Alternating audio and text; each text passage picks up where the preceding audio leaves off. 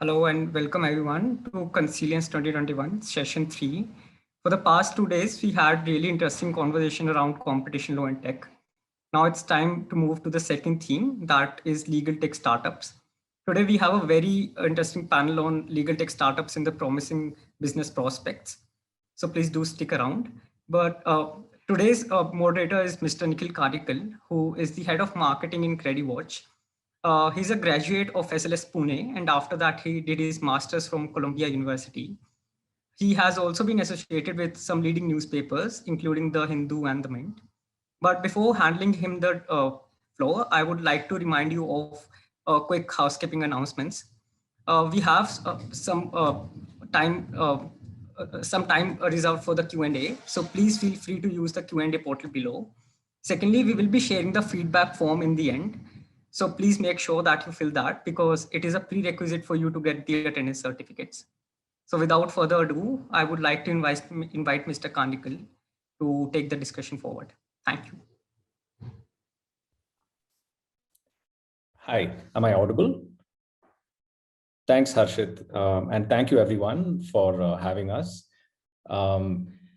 I'd like to just begin by saying that we're very grateful to have this opportunity to be having this conversation on what is a very, I'd say, interesting, engaging, and a framework that could go in many different directions. But we're going to try to keep it, as focused as possible.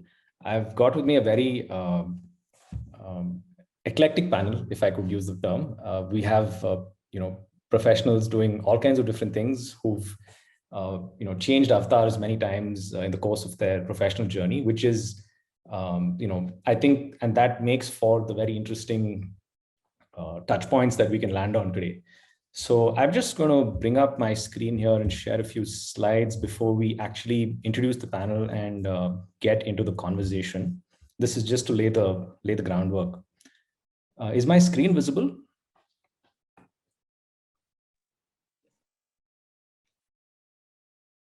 Okay. So when National Law School first approached us and proposed the topic legal tech startups and future business prospects, I thought this is a very startups are, as the description also alluded to, are very sort of exciting, glamorous part of life and business today. But what we've decided to do or take the liberty of is, this was with the permission of the organizers, to just sort of broaden this a little bit wider. We are going to be discussing legal startups, but we're also going to discuss this in a sort of wider framework of the intersection of law, technology, and business, and value creation that can emerge out of this sweet spot that we have here.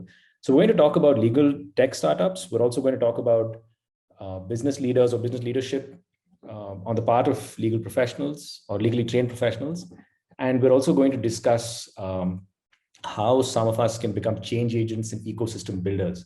So the panel here with me is Shashank, Vinita, Bhavin, and Sachin. I'm going to introduce them in a moment. But before I do that, what exactly are we trying to say here is, I'm just going to open up with a few thought starters, right? So I'm assuming most of you are law students or lawyers. And what I've done here is to call us legally trained professionals or practitioners. The 5-year law degree, has a significant amount of liberal arts training and subjects as part of the curriculum. And we have the professional training elements, right? You understand how to analyze the law, how to think analytically and things like that. So what is it that we bring to the table? When we look at ourselves, when we introspect and think of ourselves as a certain tribe or a community, what value do we bring to the table, and what can we do for others? This is the question I'd sort of like to begin this discussion with. And some of the thoughts that I've come up with, and also been receiving from my panelists. So broadly, I would say we are interdisciplinary ninjas, right? And that's because we have four, I would say, core features or characteristics that are sort of embedded into us in the course of our professional journeys. The first thing is legally trained professionals tend to be very articulate. We have very clear and understandable communication when it comes to whether it's the written word or whether it's orally communicating with somebody or trying to figure out what something means, interpreting something. So our articulation and communication skills are usually much more evolved, if I could use the term. Secondly, we're also, our logical thinking or analytical abilities are pretty good. We're very good with breaking down problems and building solutions and understanding the various moving parts and components when we look at a complex scenario or a situation. That's part of the legal training that we imbibe. The third aspect is our ability to dive deep into a subject, right? We are not afraid. I mean, I guess through law school, we're the fear of looking through vast amounts of matter or vast amounts of literature is slowly removed over sufficient practice. Whether you're preparing for a moot court or you're doing your exams or figuring out some other life problem, lawyers are pretty good with their research skills, or legally trained professionals have superior research skills, I would say. And we're able to wrap our heads around complex matter and also summarize this and explain this to other people using our articulation abilities. And the fourth very critical aspect that we bring to the table is stakeholder management. Again, as a result of our training, we're able to empathize with different kinds of people, different kinds of stakeholders at a table, and bring a multi-dimensional understanding to solving a problem and getting people to work together. So I think it's these four very interesting characteristics that legal professionals have as a part of their training that sort of set us apart. And I mean, this is not an exercise in chauvinism. I'm not trying to say that we are so much better than engineers or product managers or designers or activists or politicians or anybody, that kind of thing. I'm merely just pointing out the inherent strengths that we've come to cultivate as a professional class or category of people, and how we can possibly unlock these to help ourselves and to help others, right? And it's with this that I'd like to sort of, so this is at a, and as Sachin was saying yesterday to me, this is when you cut it at a horizontal level, right? At a personal level, each of us individually are capable of a lot of these things. And then when we also look at it at an ecosystem level or a higher level, the possibility to unlock value or create value using a combination of business and technology has been around for a long time. But now marrying legal training or law itself to this is becoming much more real. We're enriching various spaces, different sectors, new businesses are emerging. We're also disrupting old businesses. We're finding new methods to discover value and leadership. You find many lawyers either becoming CEOs or business leaders, or you find many people moving across disciplines seamlessly. And I think the value of legal professionals has come to be realized by many of the other professional categories. It's no longer that leading blue chip companies will not look at a GC or somebody who's come through the legal with a legal background as a potential future leader or that sort of a thing.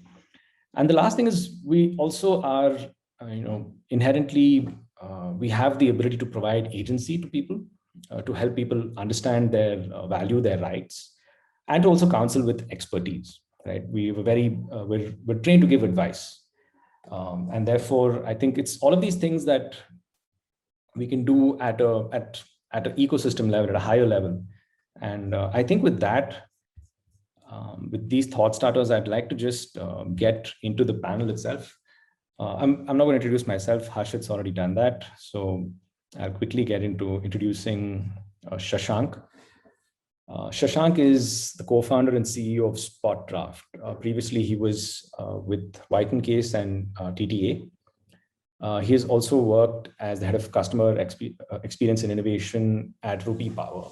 And he has degrees from Harvard Law School and National Law University, Raipur. Spotdraft, by the way, is a contract automation software company. I'm sure Shashank will tell you a little bit more about it, but what's important to highlight is that it is 3.5 to 4-year-old company. It's been funded. They've built a team. Shashank has managed to bring in co-founders who are ex-Googlers, who bring the tech chops to the business. And he'll sort of be talking more about the route to entrepreneurship. What does it take? What are the ingredients that you need to have to know that you can be an entrepreneur? And why that might be a very attractive proposition. And as I said, there's a lot of glamour associated with startups today. It's not for everybody. And I think that's knowing that and being self-aware is quite critical. And I hope Shashank will shed light when it comes to his turn to talk about what it takes to build an early stage business and to disrupt a market, right? So that's our first panelist. Then we have Vinita Varghese. She's the general counsel at Urban Company, a very successfully funded startup. Prior to this, she was with another large funded startup called Ola. All of you, I'm sure, are familiar with both. She's a law graduate from Guru Gobind Singh University and has worked previously with Jose P. Varghese and Associates, Baker McKinsey, and Clifford Chance in Singapore. Vinita brings a very interesting dimension to the conversation, which is why we thought we would expand this a bit. While she's working with a startup, it's not a legal startup, but she's using her legal training to work, very closely with leaders across different functions at her current role and in her prior role at Ola. So whether it's working with engineers, product managers, designers, marketers, she's on a day-to-day basis interacting with various stakeholders in the business and helping create value for these companies. So Vinita, I'm sure when it comes to you said you would be sharing your experiences there, and that's something I'm sure people will look forward to listen to. Then we have Mr. Patel, who is a consultant at Bayside Tech. Bhavin has 18 years of experience across legal, technology, and education. He's successfully launched and scaled 2 startups and is now working on his 3rd venture.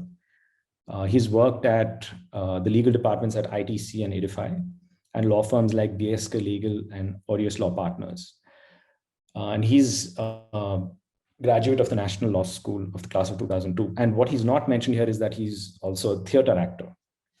Bhavin will be discussing the intersection of legal education and business and technology.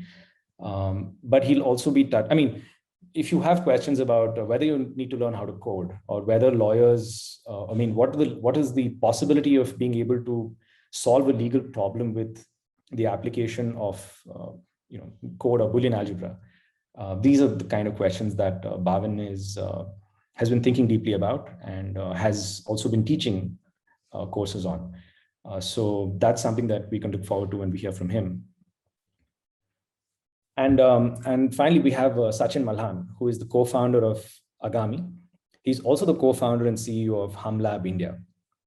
And apart from these companies, he's been a co-founder at Inclusive Planet and Rainmaker.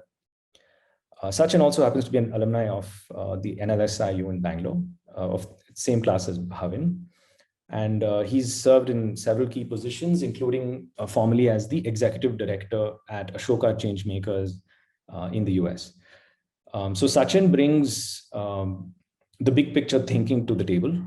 He's someone who is thinking about how to build a community of change makers, but also how to help individual people discover agency for themselves and understand their inherent potential.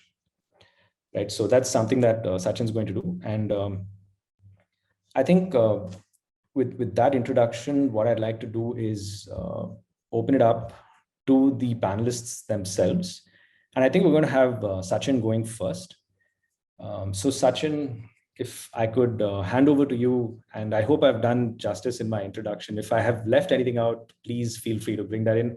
And members of the audience, I'd like to encourage each of you to please ask the questions around the personal journeys of each of the panelists. They've got some remarkable stories. I was very fortunate to spend some time on the phone with each of them yesterday. And there's some really insightful and very valuable experiences that we could, each of us, take away from here.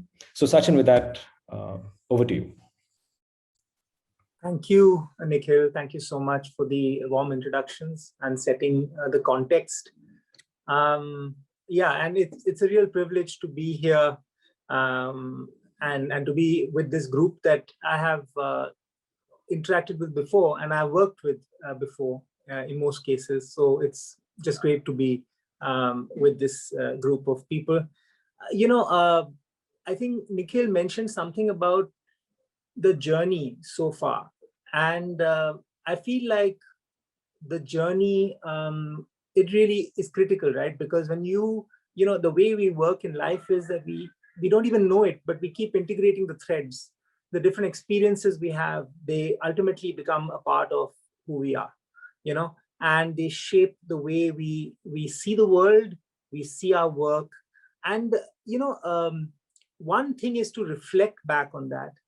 The other thing is to also engineer your life so that you have different threads, because and there's a really great book that I very strongly recommend to everyone, that I feel is kind of essential reading for how do we thrive in a world that demands such interdisciplinary thinking, such constant learning and unlearning. How do we do that? Because we know how to survive in a world that demands expertise. That's historical, right? Like, we've always known, okay, you know so much about X, but how do you thrive in a world that demands constant unlearning and relearning and being comfortable across different dimensions? And it's great because in this group as well, we have people, sometimes in the bios, and I'm so glad Nikhil picked it up, we don't talk about all the dimensions, right? But those different dimensions make for how you show up every single day. I'm glad Nikhil called out the fact that Bhavin did theater, and so many other things as well, right? Because the more you have those threads, the more you can start to see things differently. So this book that I was recommending is a book called Range, Range. I would just strongly recommend that you pick it up.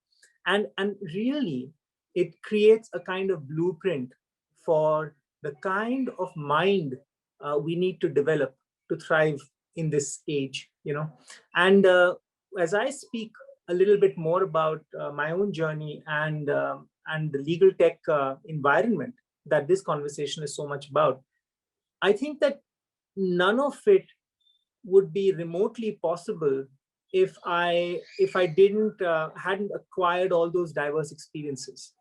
And so just very briefly, I mean, I'm not going to, you have some background, so I don't want to repeat that, but I think some of the key elements are, as somebody who went to law school, entered law school in the pre-technology era, or at least the pre-computers era, right? Like when I went into law school, the idea was, you learn GW basic in school and you code something. In my case, a little stick which bounced a ball on the screen. And in 99, suddenly there's an air-conditioned room. You have to take your shoes off because it's got computers inside. And everyone gets an @nls.earnet.in email ID. Actually, the first one was your code name, your roll number, and so and then Lexis Westlaw. Oh my God! Suddenly you can find cases and stuff, and just that entire journey. And then after graduating, suddenly realizing that you don't have to be just a consumer of technology. You can actually integrate it into your creative endeavors. So in my case, what wasn't mentioned is actually Bhavin and I collaborated. Our first venture was law school tutorials, right? Which is the largest test prep company for admission to the national law schools. It trains over 80% of all those who go to the national school. Many of you would have. It is now owned by Career Launcher. It's called CLLST. So that's the first thing we founded, and that's when we said, oh my God, we can build a website. Oh, we can use a chat interface. So we used ICQ chat software. We can use PHP bulletin boards. We can do tests online. We were tripping out. We were like, oh my God, technology is making this crazy stuff possible. You can't even imagine. Then suddenly we realized that the unthinkable was possible, to do a two-way video class. That, you had excess satellite bandwidth, of ATM machines, and you could use that bandwidth. You had to go to an HCL studio in Gurgaon, but you could stand in Noida, sorry, and you had to stand there, but you could use that extra bandwidth to do a two-way video class. And the pioneer here, which nobody really believes, is really IGNU, right? Like IGNU is the pioneer in this.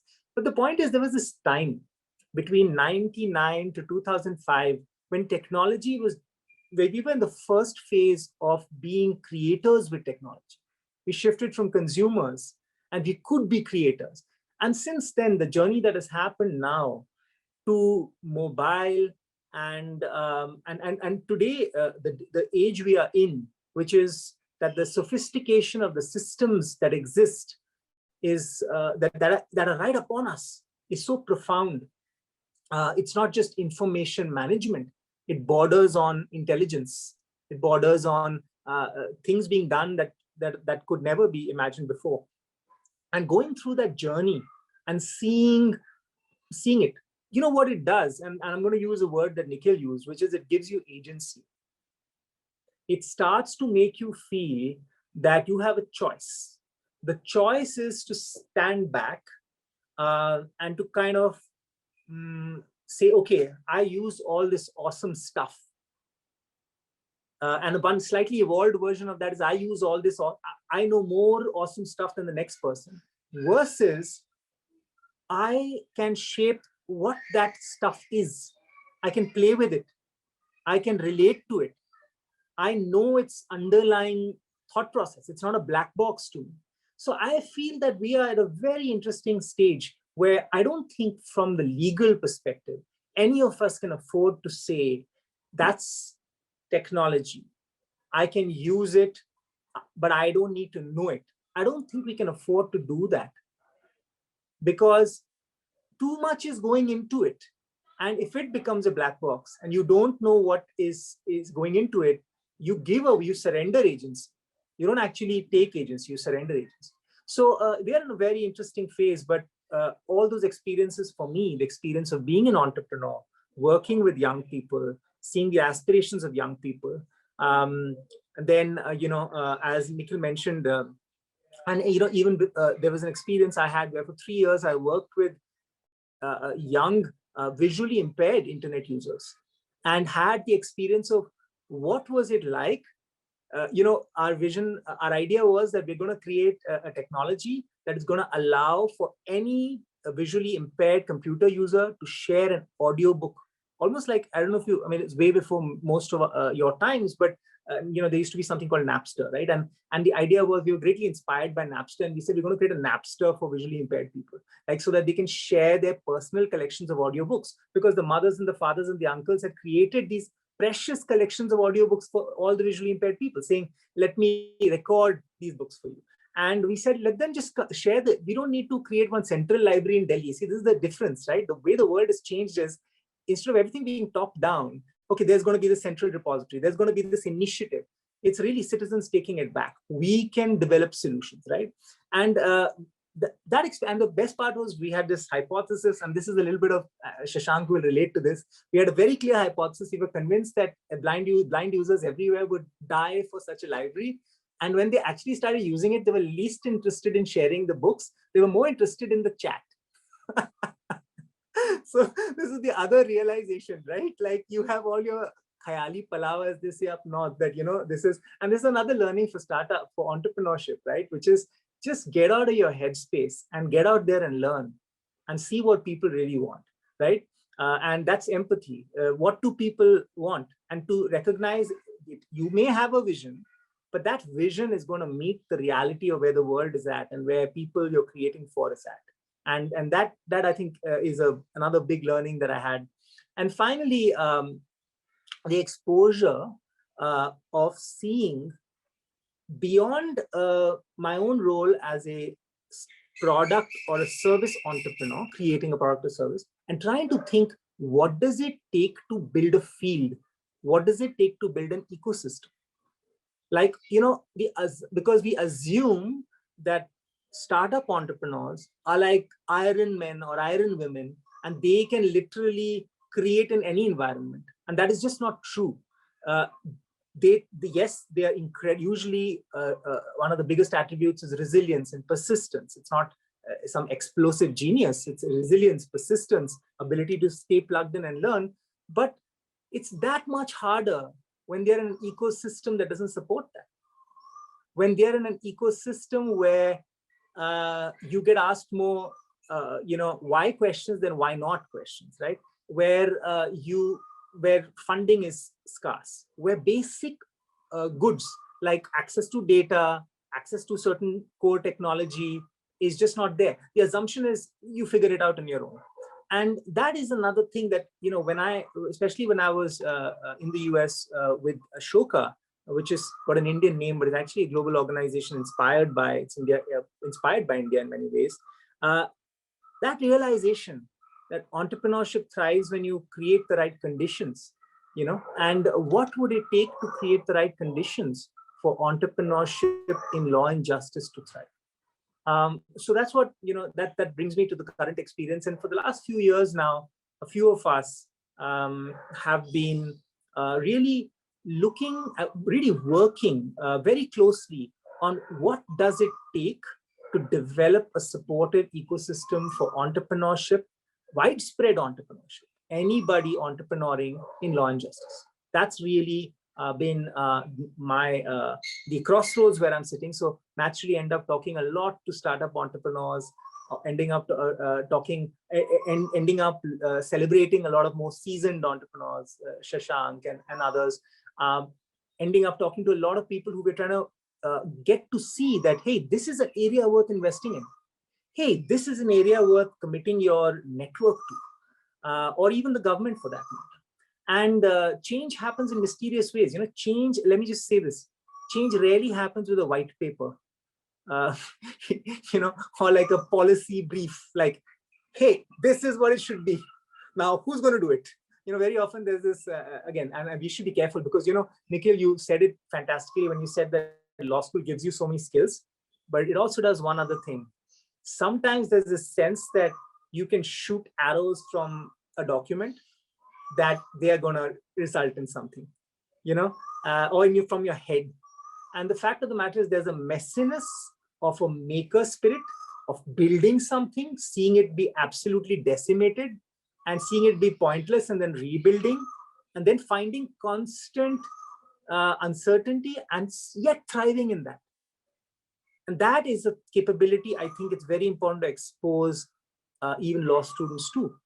That when there's no certainty, when it looks messy, what are the attributes you show up with to stay in the game, to continue learning, to not lose? You will have your bad days. There's no escaping it. There's some horrible days. We've all gone through experiences. You couldn't pay employees. You couldn't pay yourself. It looked like what you were doing was a joke. I began my entrepreneurial journey in what is called the coaching industry, right? So I was like the pariah in my family for at least a couple of years, because people were like, what the hell, you left a law firm and you became a tuition master or whatever. They weren't looking at it as building an organization or a product. They were thinking, Sachin, coach, tuition teacher one year, right?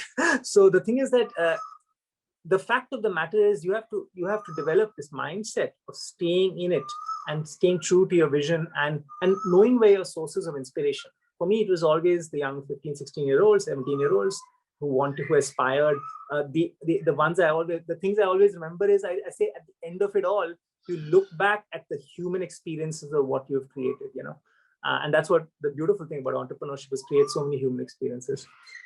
So, with that context, let me just give you a very quick glimpse of something that I hope is going to set the context for the wonderful people to follow, with just a glimpse of where are we at in the whole legal tech journey in terms of an ecosystem.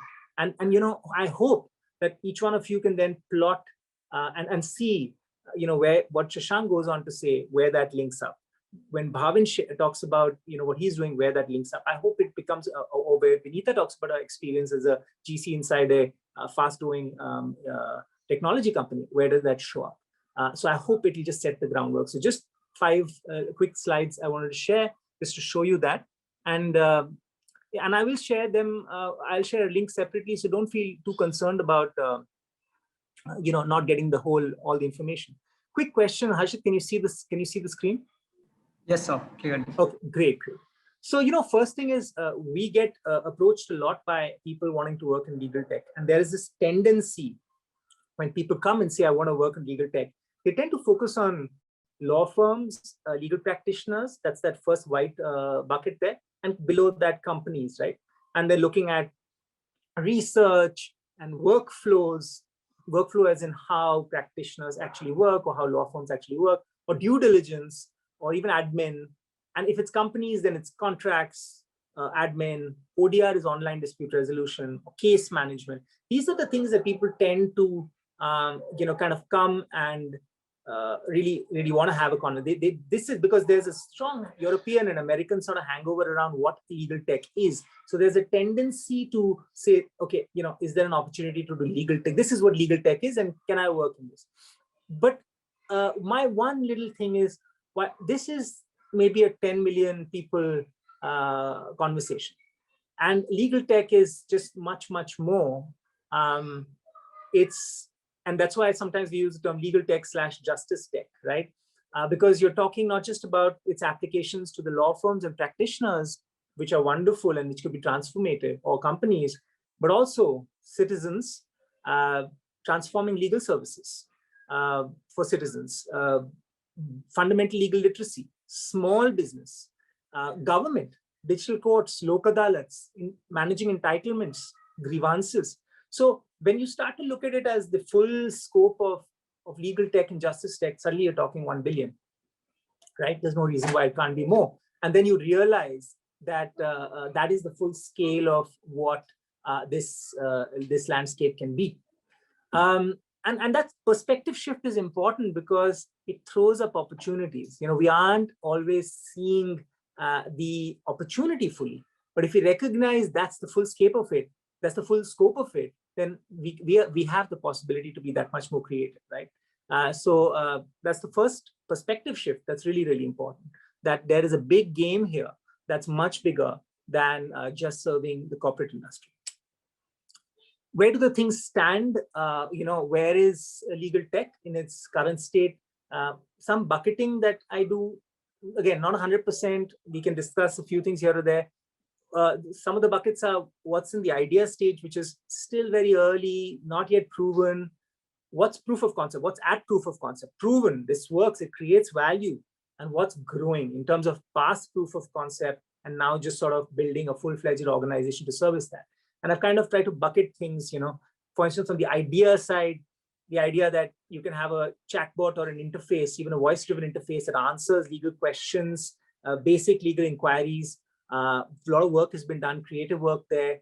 The next level there is maybe possibly NLP or natural language processing driven solutions, but that's still pretty rough. The quality still leaves a lot to be desired, but powerful ideas. Legal aid automation, basic legal needs being addressed almost in a fully automated way. Digital court systems, big conversation happening here. Please do follow the Supreme Court e-courts committee, which is now kind of looking at how do you digitize the whole court system.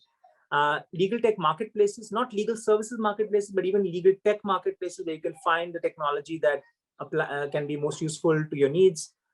Legal financing, legal services insurance, these are all kind of examples of areas where you see ideas coming through. They're not yet at proof of concept. So it's something to be seen. Proof of concept, legal research. This was, again, something that is for the last few years been improved. And just remember that existing legal research was largely driven by keyword-based technologies that looked for keywords inside documents, but now it's more sophisticated, where it's actually trying to find relationships between objects and find interrelated documents, and just the next generation of legal research tools. Automated ODR, where a number of disputes can be largely dealt with by models behind data models, rather than kind of having a lot of human beings in play. Contract creation, again, early signs of at proof of concept. Public participation in lawmaking, a wonderful organization called Civis you should read about, which is trying to make it possible for people to input into new policies and laws. On the growth side, contract management intermediated, which is human, like human beings involved in ODR, like online mediation and online arbitration, due diligence, debt resolution, number of well-funded startups in debt resolution, case management, number of well-funded startups in case management, workflow management, digital documentation, and the online Lok Adalats. Last year, 8 were done, and this year we expect more Lok Adalats to be done fully online as well. And when you map it like that, you get a sense that you start to see investments. In the growth side, you see, of course, number of 1 million plus investments in these. On the proof of concept, a few idea side, and that's where the problem is at. The problem is that the seed stage financing, the early stage financing that people need to get these ideas off the ground is really hard to find that money. And my feedback to startups that are in that is always that they need to be designed for resilience, right? They need to be designed for resilience. They can't get themselves into a situation of yes, no. Agar paisa mila to karenge, agar paisa nahi mila to nahi karenge. They need to design themselves because they don't know when there will be funding opportunities. Sometimes they don't know when the situation will be such that they can. My daughter has decided to participate in this. Can you give me 5 minutes, please? So sorry, folks. Yeah. So just 1 second.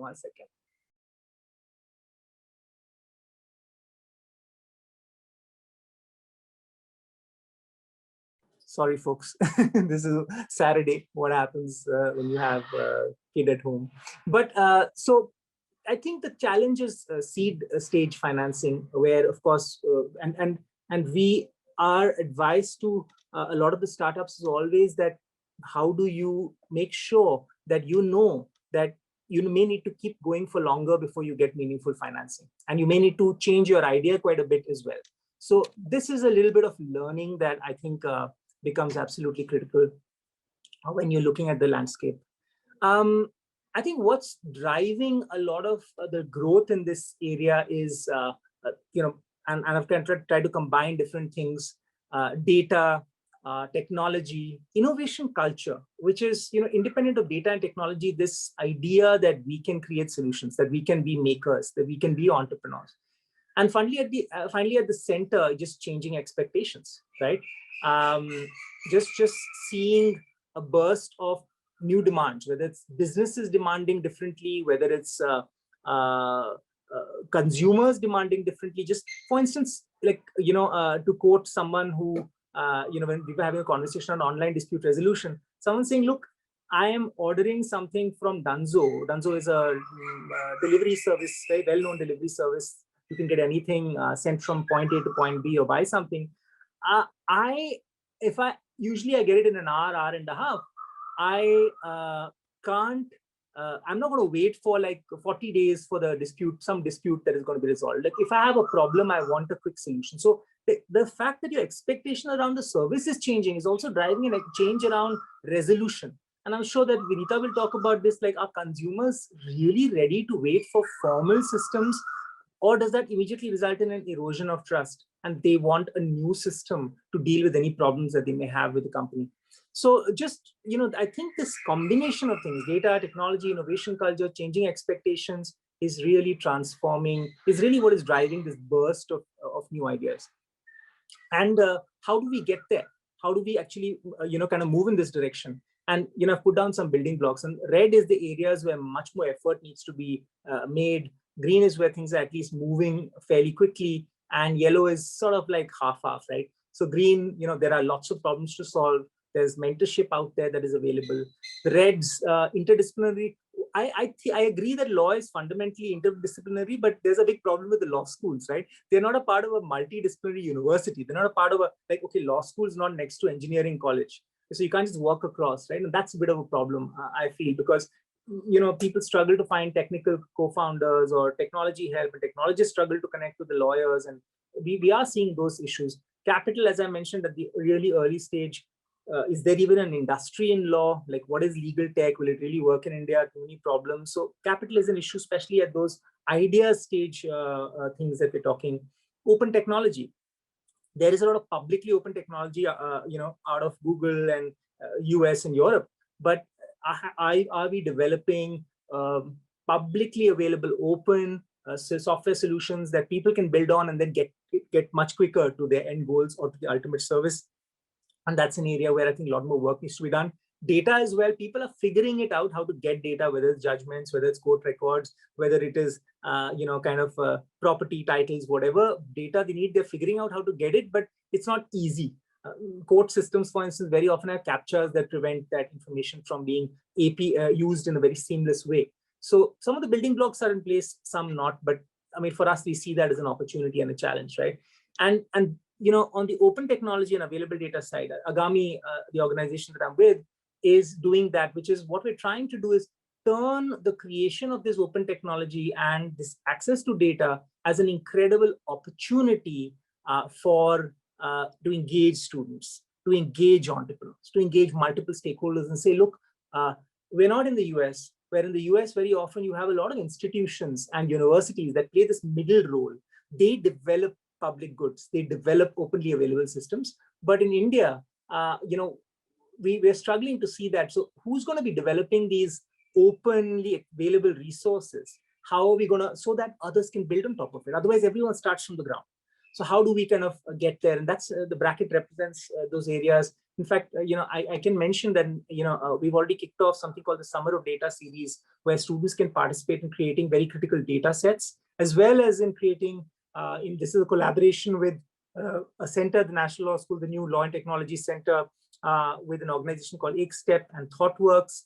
And there's a collaboration to basically help the AI-driven summarization systems, the natural language processing technology that can generate summaries and question and answer for law. Like you can ask a question, get an answer. The technology actually does that, or creates an automated summary to improve that. Build these ways in which students can actually come and actually look at those summaries, look at those answers, give their inputs as to whether they think it's the correct answer or not, and actually participate in the process, because then that has this huge effect of understanding what really is happening, and also feeling the greater sense of agency that I can actually engage with this technology.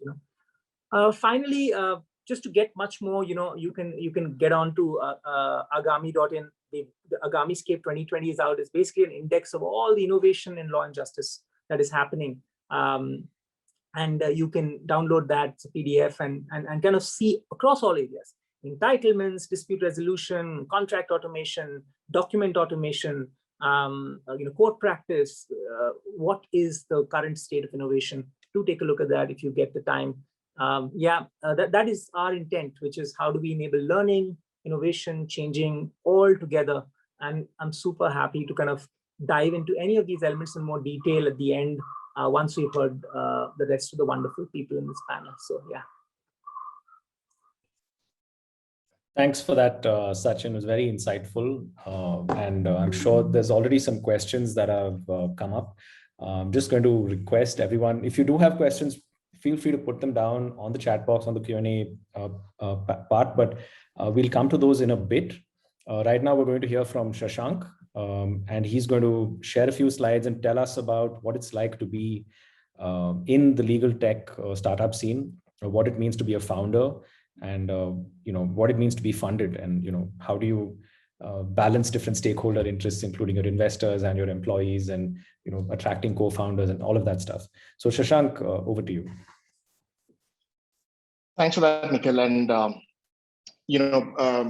I'm so glad to be part of this panel, especially some of the original founders of legal tech being there, who've been an inspiration to us. My name is Shashank. I'm the co-founder and CEO of a company called Spotdraft. And what Spotdraft does is it's an end-to-end contract automation platform. So we help businesses create, manage, analyze, and collaborate on contracts better. And something that Nikhil and Sachin, both of you alluded to, that it's your experiences that shape who you are and sort of what you do. And what I'm going to present to you today is a short, fun story of my experience of how I landed up at this juncture between law and technology. And I come from a similar sort of timeline where first 2 years of law school, I was taking out SEC books and sitting in the library to do my submissions for the moot court. And then fast forward year 3, I was sitting on Manupatra and doing it. So I've seen both sides of the realm of how technology can change. I'm going to share my screen and share a few slides. Just 1 second.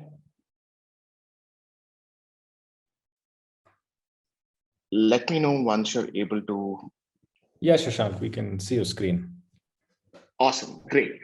So this is a story about technology and contracts and my role. So I used to be a lawyer. I used to be a lawyer with a law firm called White & Case in my last lawyer role. And my frustration was, this is just so incredibly slow and difficult, whereas I could see my colleagues who were doing other things, bankers, accountants, who had purpose-built software for what they were doing. And the story really starts on December 31st, 2013. And it was New Year's Eve, and I was in New York, and there were New Year's celebrations happening there. And I was sitting and working on something that was super time bound. So I said, let me take a break and read what the news was. And the news read, there's a man called Elon Musk who's building a car called Tesla that can drive itself. Right. And this was incredible. This was like stuff from Total Recall, things that I had read about in or seen in movies or read about in Asimov books. And this was happening for real. And at that time, it dawned upon me, I was sitting on New Year's Eve with self-driving cars there while I was copying, pasting words on contracts. So this didn't seem right. I was like, why are we still doing this? Why isn't there something that can make some of these more mundane things easier for us? So I set aside my timeline and I said, hey, let me go and see what other professions are doing. Right? Maybe this is nothing to do with law. It's just generally all professions take some time. And what happened there? And I said, let's look at architects, and architects would draw with their hand. And then came AutoCAD, and it got completely automated, and you could make end-to-end software could make end-to-end designs without having to manually do things. Like, great. Then I said, let's look at accounting. And I remember going to my dad's office years ago, and there would be books of accounts that would be physical books of accounts, where and there would be ledgers where all of this was captured. And then we moved from there to having automated accounting software that did things end-to-end and took away the pain of manually doing things. And some of you may know about this, which is when you would go to a dark room to get photographs developed. It was a manual process. There was no Instagram then. So it moved from this manual process to Photoshop, which, yeah, you still need photographers for a wedding, but now photographers have so much more creative abilities.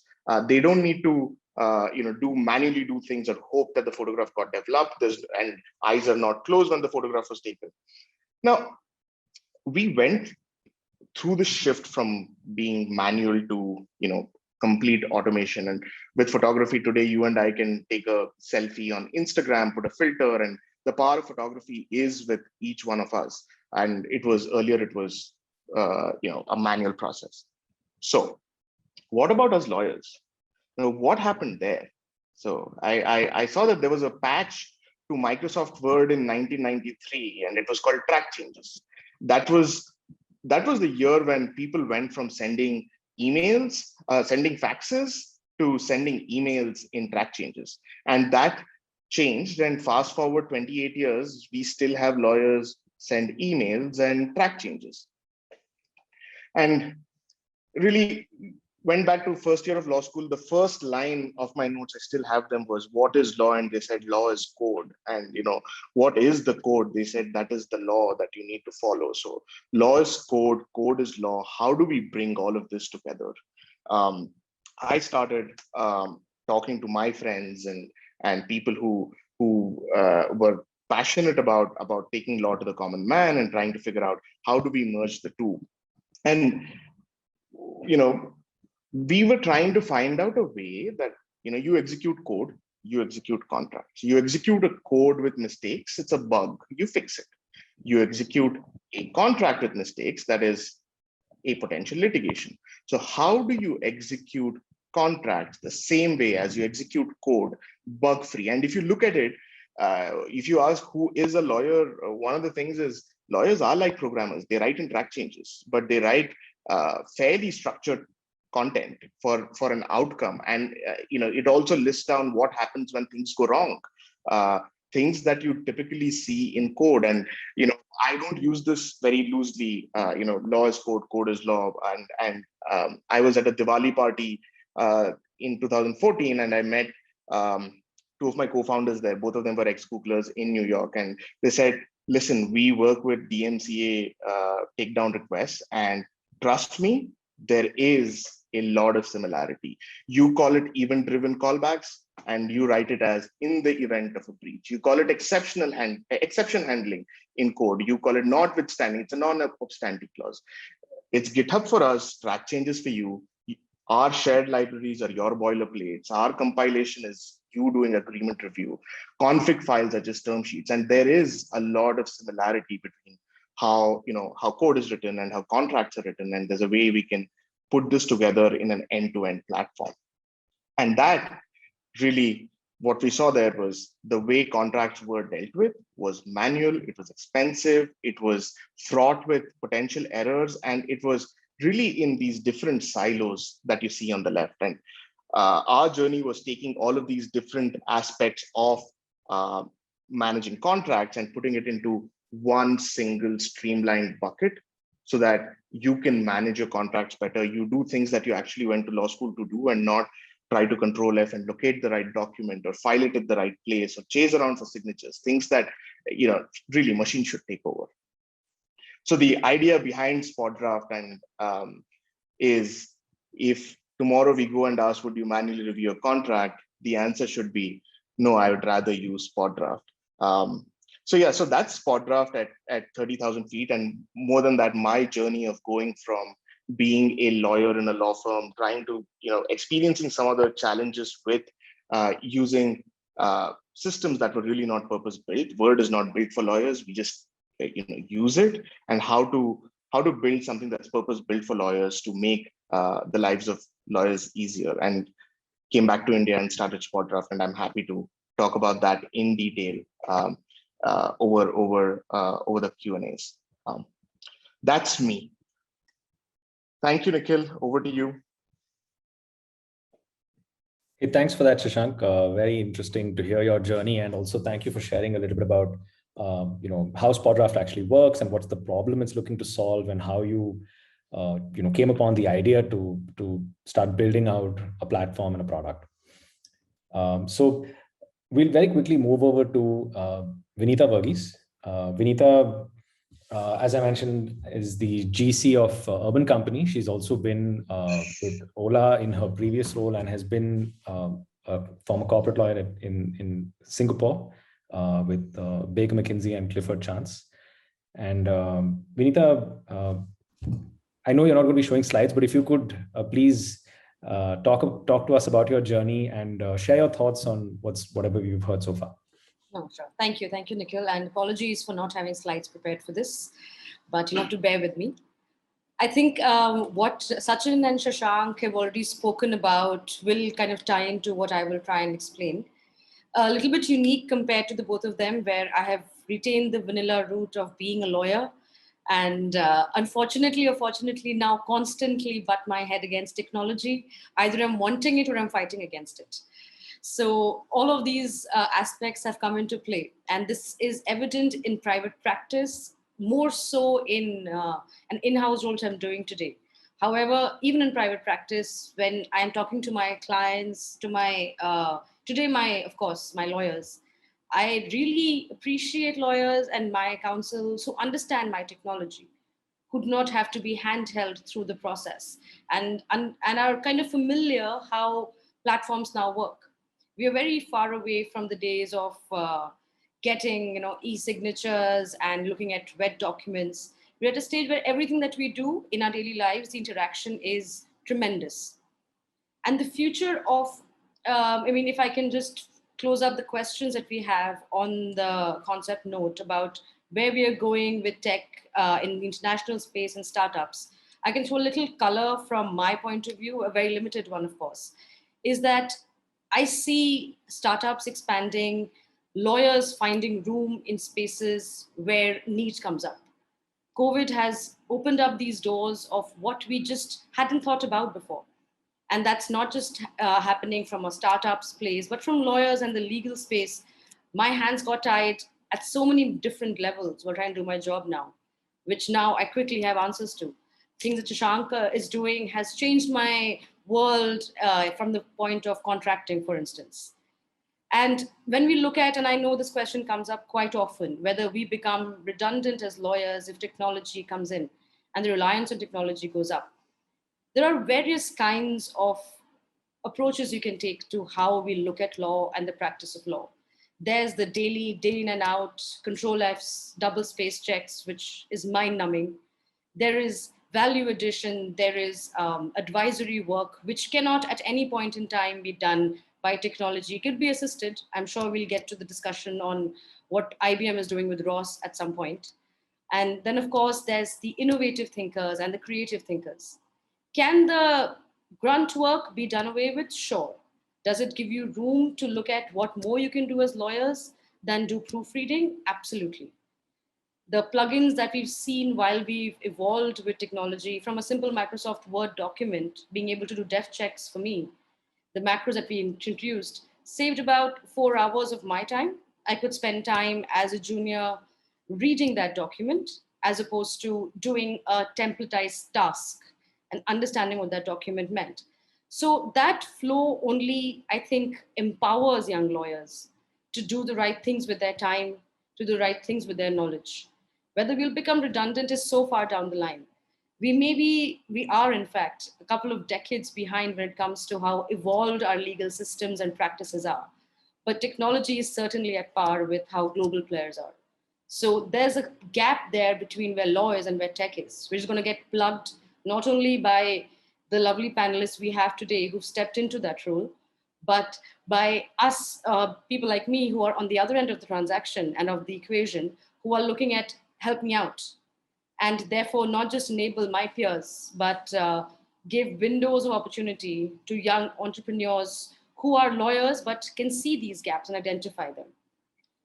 If you'll allow me to digress a little from those topics, I will give you a little bit of a snippet on how it looks like when you're working in-house and grappling with technology, and why thought leadership and conscious thinking on how you look at your education needs to be inculcated a little early on to just avoid the growing pains of dealing with technology as opposed to your Ramaiya and your Contract Law Bear Act. I'm sure everyone who's here, all the students, everyone is very aware of the contract law, click-wrap agreements. Those have been beaten to death multiple times. But if I take a snippet of what we do at Ola or of what we do at Urban Company, for example, we begin with, let me take the professional end, right? Or the driver end. When you contract with this individual is simply going to click wrap on your app. Can you make them understand what they're reading, what they're agreeing to? If they can't understand it, is it a valid agreement? What can you do to fix that? You go further a step, right? Now that there's your contract law, there's your IT law coming in, there's your rules which dictate what you do. The next step is, okay, fine, I'm going to have this person on my platform or on my tech database. I'm going to collect data. Can I? Is it SPDI? Is it privately? Is it private information, sensitive information? How do I treat this? Do I take consent? So consent, which meant something very simple in vanilla contract terms, has now become very complicated. It's not just click wrap. Is it implied consent? Is it express consent? Can they understand my agreement? Tomorrow, if things go south, can they say that your agreement is in English? I can barely read Kannada. So that kind of a gap comes in there. Your data collection, again, global agreements, even for startups, investments are coming from foreign players, largely. Of course, the Indian economy is coming up to space. We're getting a lot of money in that space. But your data would potentially now sit in Singapore. Can you put your Aadhaar cards of somebody in India in your Singapore database? The cross-border interaction of this, and you as a lawyer looking at this and identifying this data, where does it go? Why are we collecting it? Have we taken consent? What kind of consent have we taken? That becomes a concern at that leg of the transaction. And please bear in mind, I'm now simply trying to get a person on the platform. I haven't even begun doing my work. Now you go the next step, right? Now this fellow or this lady has started providing services. Now they're going to get paid. I'm a tech solution. How do I have customers pay them? Do I get cash? Of course not. That's no longer a reality. I need to partner with individuals who have the facility. And this would be an Amazon Pay, a bank, net banking. That space now is massively regulated. You can't sneeze assuming that you're going to fall in the wrong position. The RBI is supremely active. So do I collect card information? Can I keep it? If I can't keep it, what do I do? So I have to now sit down with my tech team and tell them, you need to make that payment flow easier, but you must work with our tech providers, our payment gateways, the Paytms, JustPays, to build a wall or technology to allow me to ease customer payments, but at the same time be able to comply with RBI regulations where I cannot hold the card details because I don't want, neither am I an entity who's regulated, neither do I want to be a regulated entity, but at the same time want to ease that process for my customers. So if I will not go on about this, but if you look at that small slice of one day, this is an hour in the life of an employee in the company. And that interaction goes from the person who's onboarding, someone like me, tech, product, solutions we've built at every level in this transaction. So if one looks at it, everything that you would do in your life, you would constantly, at all points in time, interact with technology, interact with tomorrow, what will become answers and questions for you. So while our curriculums in law schools today are not giving us this in the detail and the training that we need, but if we start asking the questions today, if we go back to the simple principles of how is this happening? I used to render cash. The legal tender has changed. There is a lot of learning, like Sachin said, at every point of this interaction. And that gets built into your job, even if you don't become trailblazers like Bhavin and Sachin and Shashank, and you do simple vanilla legal work like we are doing, or in-house counsels, or even private practicing lawyers are doing. These elements become very fundamental to the practice itself. Just before I kind of walk away from this, a couple of points that Shashank and Sachin brought up about customers and open technology. If I can address them from my point of view, and I'm sure this is going to be a hotbed for 10 more questions perhaps. But things like you brought up the example of Dunzo. What do customers want? Will they wait for 5 minutes, for 15 minutes? Even a small aspect of me looking for a tech solve for this. I want to onboard partners who have no criminal background. I'm looking at vendors who provide the solution for me. They will look at court records. They will come back to me and tell me, yeah, okay, I can give you this. Now there are 4 of these players out there. The slight difference is one of them will give me the FIR, makes my life much simpler. One of them will give me a judgment copy. That means I have now automated 3 steps of literally asking a professional to go and get his PVC from the neighborhood police station. Those small tweaks in the technology available to me and that recognition of where the gaps are, not only allow me to understand and make protocols to do my job, but allow technology to step in. In fact, AI providers, cloud providers now are thankfully very happy to get bucket lists from clients like us. And we tell them, this is what we want this to look like. Can you give me a solve in 3 months? So those sort of issues get built in, but are very inherent to what you do. I have become so unfortunately embedded in the tech and product and engineering conversations that I spend a lot of time Googling what is an SDK? How is this better than a URL? So even when we do all of these things in our daily lives, the interactions are there, the exposure is there. If you're conscious of it, you will constantly pick these things up. And I think the larger question is to ask the right questions when you're interacting with technology day in and day out. and you'll fall in my bucket or Bhavin's or Sachin's or Shashank's bucket, depending on what your answers are. Thank you. Thanks, Vinita. Very insightful. Thanks for sharing so candidly about what it's like to be inside a funded technology startup and at the cutting edge of some of the solutions that you're building, some of the new use cases that you're solving for, and all the various aspects to be kept in mind when you're a in-house professional doing what you do. We'll probably come back to this a little later and ask you to open up a little bit more about your interactions with teams and whatnot. But we've heard from Sachin, we've heard from Shashank, and we've heard from Vinita. We're now going to hear from Bhavin Patel, who has focused on, quite lately been focusing on the intersection of legal education with technology and business. And he calls it examining the limitations of technological and computational methods in working with legal systems. How far can formal logic help us solve legal problems? So if you're asking, I noticed there's a few people asking questions about, should I learn to code, and what is the possibilities that technology can it actually automate a document and whatnot. I think Bhavin is one of the key people to be able to answer this question, and quite fortunate to have him with us today. So Bhavin, without further ado, over to you. And after Bhavin's session, we'll open it up to all the questions. So, super. Thank you, Nikhil. I must caution everyone that fairly fancy-ish sounding description of the work I do was cooked up 15 minutes previously because I had to sound impressive at a panel discussion with dignitaries such as those who have preceded me.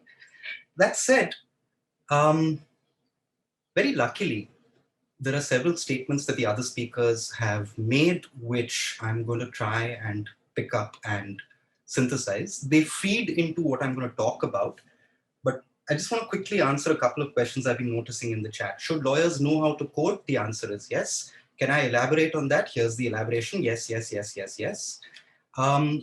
Here's why. Nikhil's spoken about how law graduates are known for their logical and critical thinking abilities. And very advisedly, he left out of that potent mix analytical abilities, because there is a fair amount of distance between what one understands as analytical reasoning and thinking and what one understands to be critical thinking. We are better at the critical thinking part than we may be at the analytical thinking part. When I say we, I don't mean students. We're all different people. We're all better at different things. When I say we, I intend people who frame curricula for these other humans to study and graduate from. We're terrible at analytical reasoning. We don't give it any sort of serious weightage at all, whether it's a 3-year program or a 5-year program.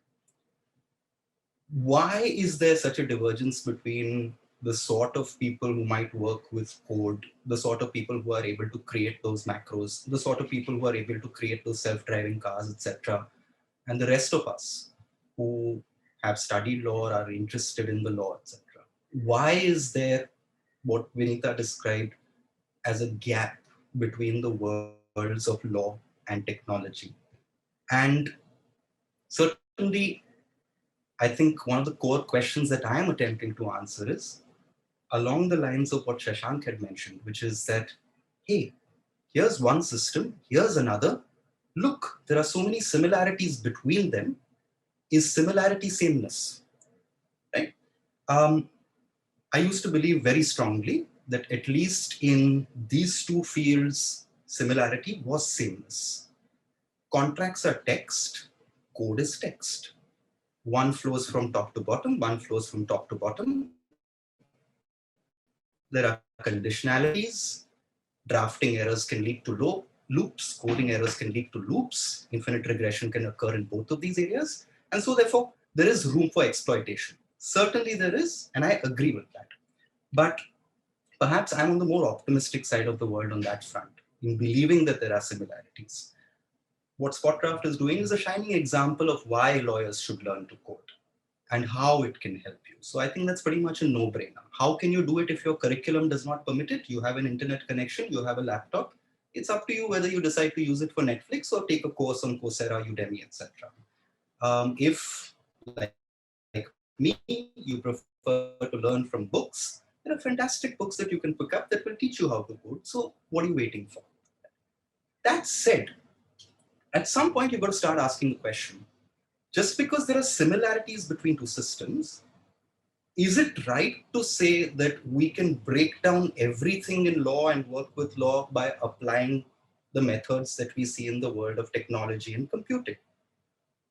Because if we can, then the sort of statement that Vinita made about the value added work not being replaceable, maybe it's just a question of time.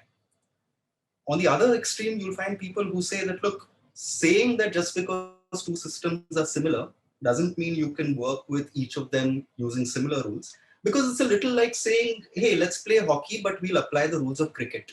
I mean, why not? Each of them involves a ball, certain number of sticks. There are people running around in shorts on a grassy lawn. And at the end of the day, the intent is to chuck the ball into a certain predefined space. Goal, wicket, etc., trivialities, right? But there are so many similarities. So why isn't it the same thing? That leads me to ask questions such as, where is the limit of applying technological or computational methods to legal issues, right? And before I sort of dive in, and I must warn you that I've had 6 hours of classes today, so I'm going to be very didactic. Before I dive into that, I'm not sure if our attendees can respond on the chat or if we have a poll. If you can, that question is open to you as well. But certainly I'd like to throw this question out at Harshit, Kabir, Nikhil, and the rest of the panelists here. It's very straightforward. It's a yes or no question. If you think that the law is part of the humanities, type 1. If you think law is a social science, type 2.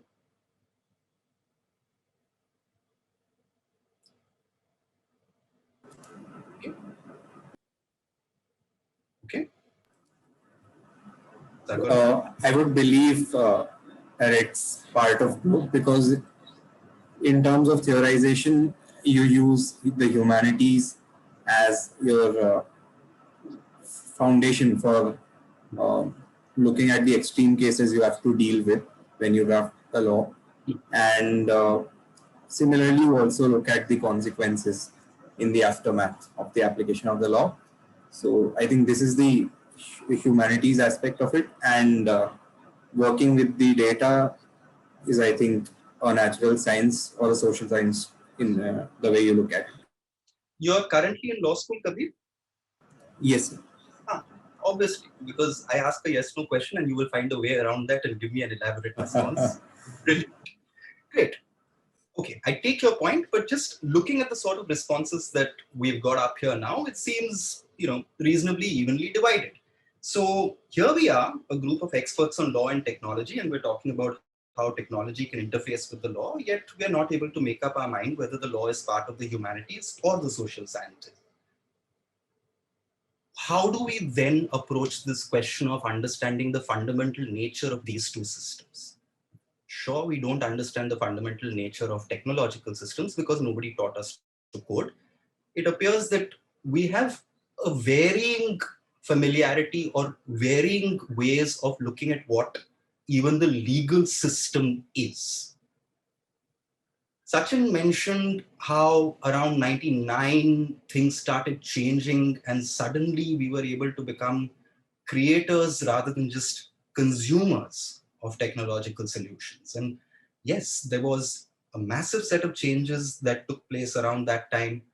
I pretty much hung on to Sachin's coattails. I have not founded anything, nor have I been a CEO of anything. But yes, we used to trudge down to Noida and go to the HCL studio and spend hours there talking to a camera.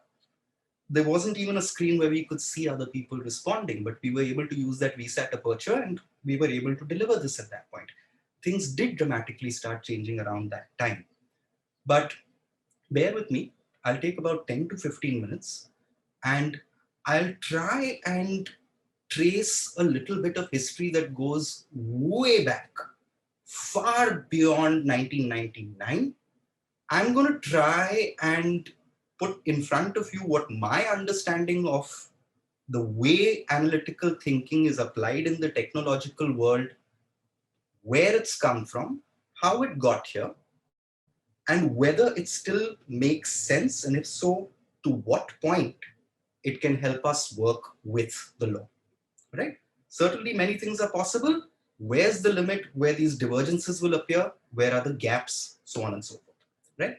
I don't have a slide deck, but I am going to try and use a few pictures to try and show you what I mean and how I like to think about these areas.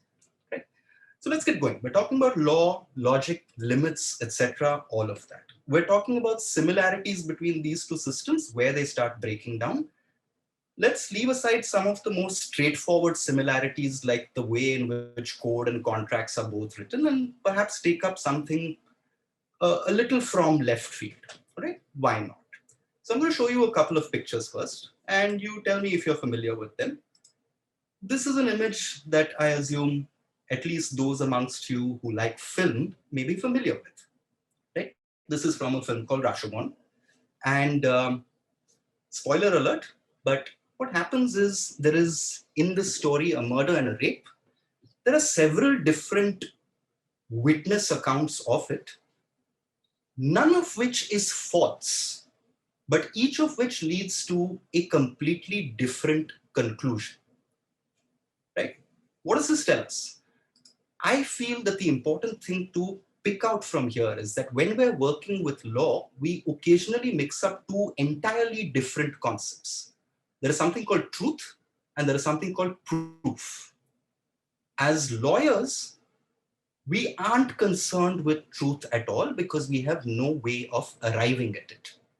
What we can work with and what we do try and establish is proof that something occurred. So that's one thing that I'd like you to keep in mind from that Rashomon image. Here's another one before we go in. I'm not sure if any of you recognize who this person is, but plays a fairly critical role in relation to that divergence between truth and proof that we just talked about.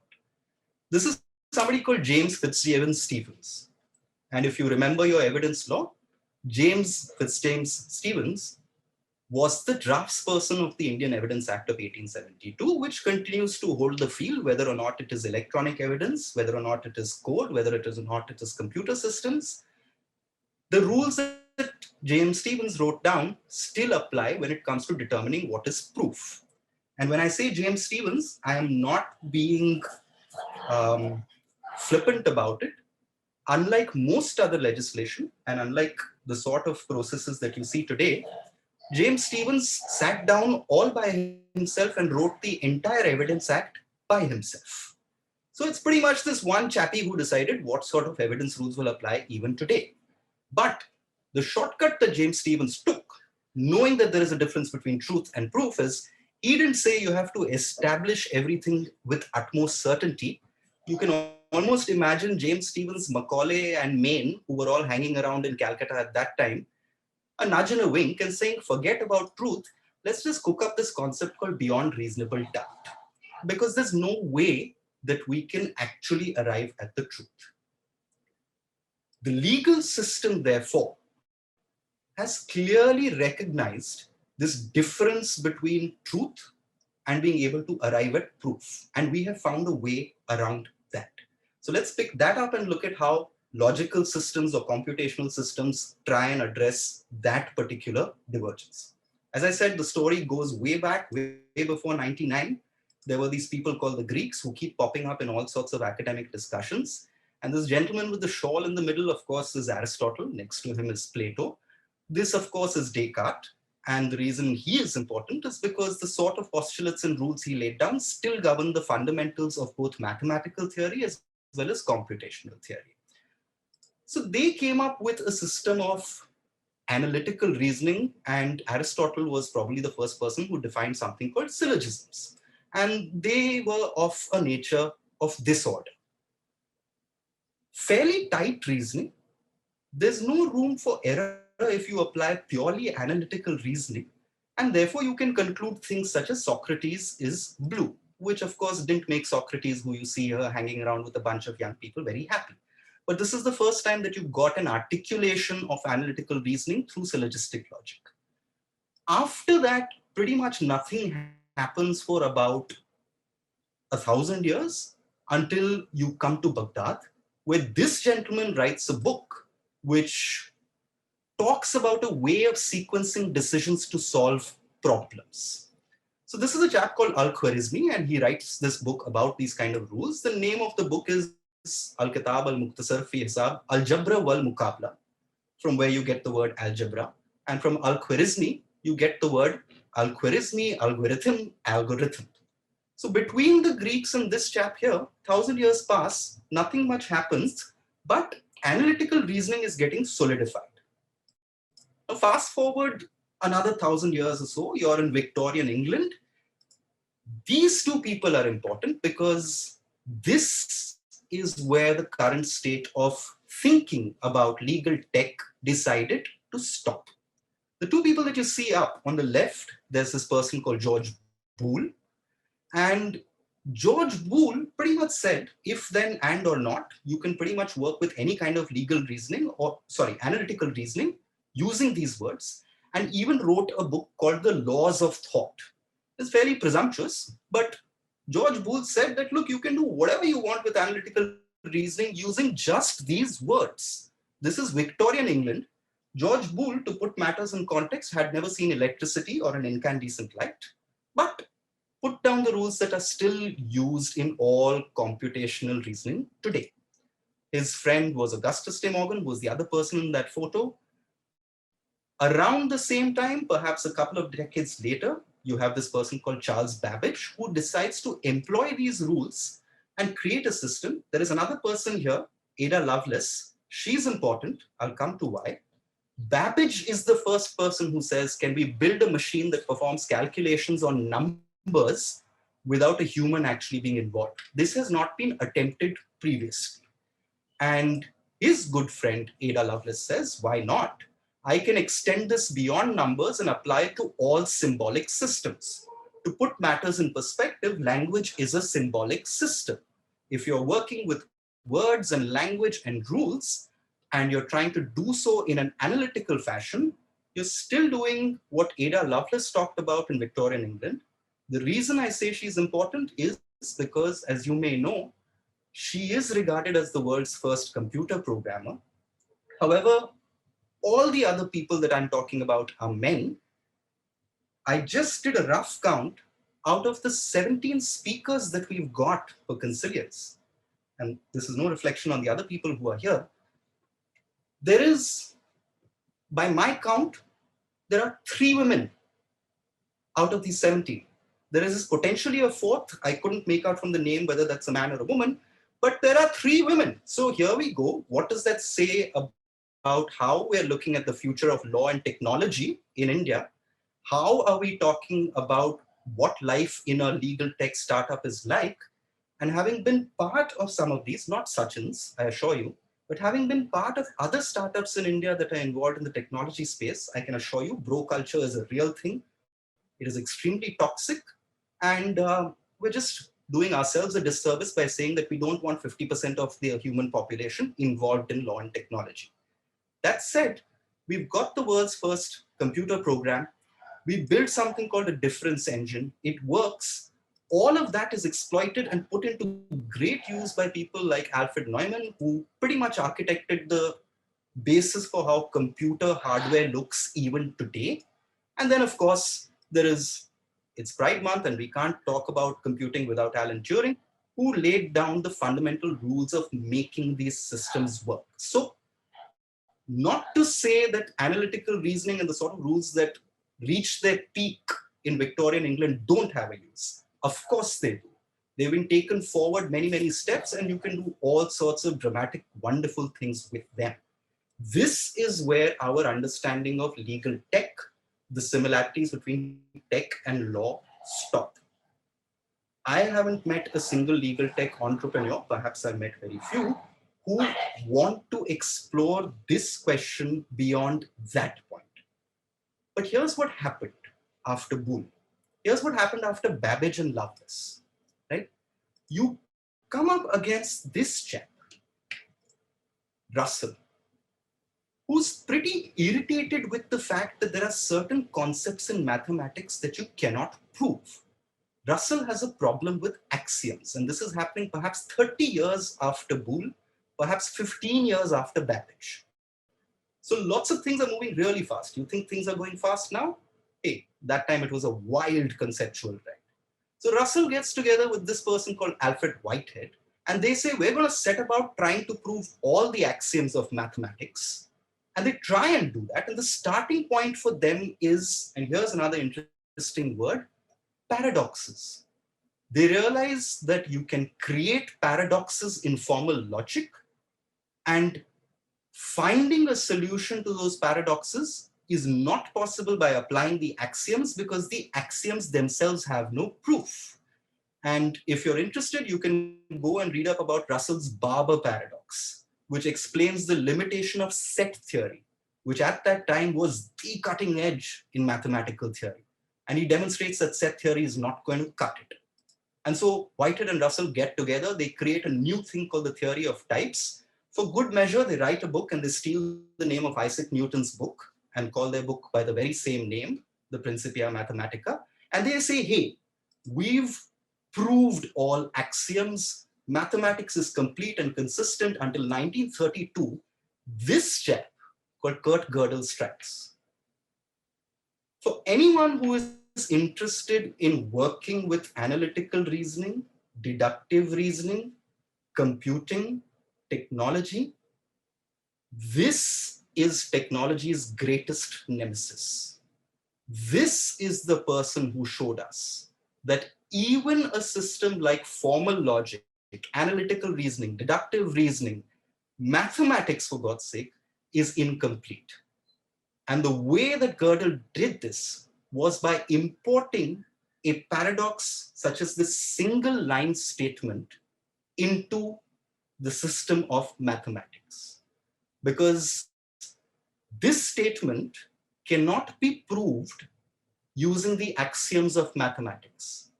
If this statement can be proved, then this statement cannot be proved. And if this statement cannot be proved, then it is true, which is all a little bit of a mind bender. But you realize then that even this great technology thing that we keep talking about and how it can change our lives, yes, it can to a great extent. Neumann and Turing have shown us that. This is where things start falling apart. When you start recognizing that we're dealing with formal systems, there is a legal system, it is formal.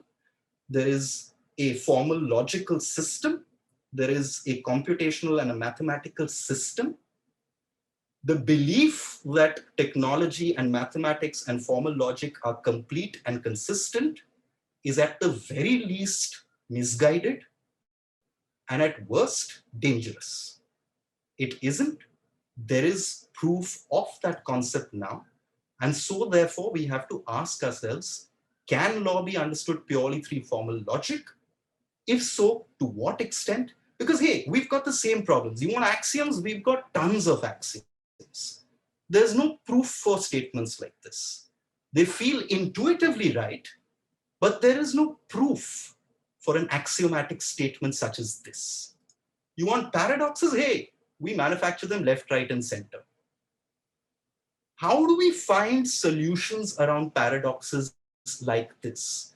Well, in law, you'll come up with explanations like, hey, Article 368 is exercise of constituent power. 13.2 is talking about legislative power. Okay, who said that? Where is the proof for that? Where are you deriving that from? It just feels intuitively right. And so therefore, I ask that question. If we want to get to the point where we're trying to generate or get into the space of what Vinita may have described as value work in law, we have to recognize that there are gaps even in the approach that we think is our great white knight savior, which is not to say it's a bad thing. It's a fantastic thing. We're all able to talk together today because of that. There are certain points where this will break down. Equally, I have a bit of a trigger, which I spoke with the other panelists about yesterday, which is, yes, it's great to talk about law and technology and about how conventional law or lawyering isn't that great, etc. All of that, fine, certainly. It's a matter of personal taste. But if you want to do this, I encourage you very strongly to turn your reflective attention not just upon what technology can do or formal logic can do, but also spend some time thinking about the legal system and what it means. If you don't do that, you won't be able to answer the question of whether you can play hockey applying the rules of cricket, or whether essentially it's the same set of things and they can go all the way through to replacing lawyers with technology. I don't have the answer for this, but this is something that I find very interesting and I've recently started working on and hope to understand more about when I discuss this with my students. Sachin, I can see, is rubbing his eyes. I hope I haven't put many others to sleep, but that's about it. Thank you. Hey, thanks for that, Bhavin. Super insightful deep dive into the history of, logical thinking, analytical thinking, critical reasoning, all of those aspects, and how they add up. I mean, if I can just try to bring some context from my own personal experience to what I've been hearing from you, also zooming out at the same time to look at what's been happening in the world around us over the last, I would say maybe 5, 6, 7 years. We've had, or even a little bit further back than that, particularly out west in Silicon Valley, we've had a lot of, risk capital going into emerging business ideas. We've had a lot of, rapidly growing companies. There's a book that I read called Super Bumped by Mike Isaac, which talks about the rise of Uber. And there's another book that I read called The $1 Billion Startup by Mihir Dalal that talks about the rise of Flipkart and its untold story. So yes, there's a lot to be desired in terms of how product solution and design thinking and product design and go-to-market strategies for emerging businesses have come to exist with an acute lack of awareness about the humanities and the social sciences and individual rights, privacy, agency, very core, key, fundamental concepts that have perhaps been left out either by design or just because we're ignorant and we think that technology can solve all our problems. A very technocratic approach towards creating value or perceived value. And I think what you've sort of unlocked, at least for me and perhaps for a few others, is this point of what are the limits to which technology can solve things, and where does your formal training as or your substantive training in certain deeper concepts, perhaps your ability to reason on principles of jurisprudence or theories of punishment or criminal law or constitutional morality or legality or several other things that your legal training can aid you with. So I think the larger point that Bhavin is also making is that lawyers ought not to feel insecure when compared to other people. And therefore, if you're wondering and scratching your head and thinking, oh my God, he said I should learn how to code, but I don't know how to code. And he's saying I should stop watching Netflix to be able to code. That's not entirely necessary, right? There's a lot of value that I think each of us uniquely bring to being able to create value collectively. So it's not a binary. It's not that you either know to code or you don't know how to code. I think with what we're trying to emphasize, all four of the panelists have tried to emphasize today, is it's important to be able to have an interdisciplinary mindset, cultivate an interdisciplinary mindset to be able to appreciate the abilities of the others and what value they bring to the table, to be able to effectively collaborate with them and therefore unlock something of disproportionate value, whether it be in business terms, academic terms, social, political, whatever terms, right? But I think, thanks for that, Bhavin. It's a good reality check on where to draw the line, perhaps at various points in our interfaces with technology and so on. So we've got a few questions that people have been putting into the Q&A box over here. So I'm going to get through each one of them, and if please feel free to jump in and answer. So the first one we have from Sarvagna is, what is the approach that should be adopted by law students today to learn about technology and the means involved to be at par with professionals like engineers, given the fact that we do not have organized training in the sector in our college curriculum? So should I just pick that one up? Yeah, go for it, Bhav. All right, so maybe I just sort of gave you a reasonably flippant answer the last time around, but I do understand that some of us may be able to pick things up and learn on our own. Many of us, such as myself, need guidance. I don't think that you need to necessarily include the second part of that question. It's not about becoming as good as an engineer when it comes to coding or this or that. I'd suggest that instead you ask the preceding question, why exactly do you want to learn code? What is it that you hope to achieve? The much storied example of a poor intern or a first year associate sitting down and going through 5,000 pages of DD documents, you want to avoid that, all right? Go learn some amount of Python, understand what regular expressions are and how to fire a regular expression search. Half your day is saved. The answer to how you would learn includes what you might want to learn. In order to do that, please ask yourself, why exactly you're motivated to learn technology? Once you have that answer clear, a little bit of research will lead you to one of very many wonderful courses that are already available on the net. There are people who are working on programs like this or courses like this, specially designed for lawyers. And hopefully you start seeing some of that in the next few months, even in India. But I encourage you first to ask why exactly you think it's important to learn code. Most of the answers will follow from that point. Thanks for that, Bhavin. So Sarvagna has another question, and the first part of that I think has already been answered, because she's asking, is it advantageous to learn to code? But the second part I think has perhaps merits more, an answer, which is, how can we build products to bring substantial change in the context of ongoing technological advancement? I don't know, Shashank or Vinita, both of you. Shashank, perhaps more hands-on, Vinita, perhaps also because I know we're architecting products with things like privacy by design at the forefront and things of that nature. So if both of you could, would you guys like to react to this? Shashank, please go first. I'll add to it. Yeah, sure.